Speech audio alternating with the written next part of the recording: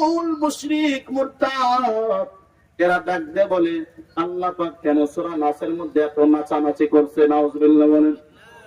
কুল আউযু বিরাব্বিন নাস মালিকিন নাস ইলাহিন নাস, কত বড় জেহেলে মুরাক্কাব।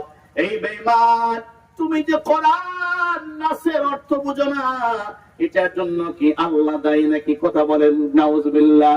এটার জন্য কি কোরআন দায়ী?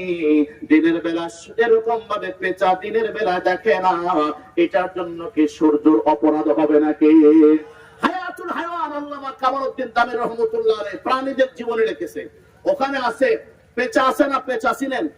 পেঁচা আমরা ছোটকালে দেখেছি। পেঁচা দেখবেন দিনের বেলা বের হয় না, রাতের বেলা বের হয়। কেন জানেন? পেঁচা হলো দিন কানা। কি কানা? মাঝে মধ্যে হঠাৎ করে দিনের বেলা বের হলে আমরা পেঁচাকে ধরে ফেলতাম। কথা বুঝেন নাই? পেঁচা ডানে বামে দেখতে পারে না, তো পেঁচায় কাউয়ারে বলে। কারে বলে? কাউয়া। কাউয়া আমাদের দেশে কাউয়া কাদের? এটা না, কাক আর কি, কাক।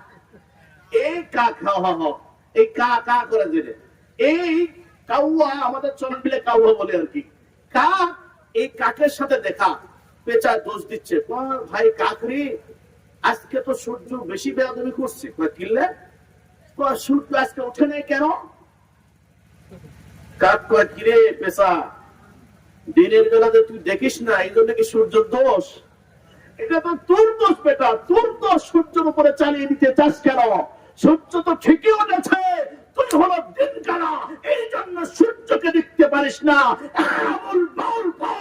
তুই হলো মূর্খ জাহেলে মুরাক্কাব।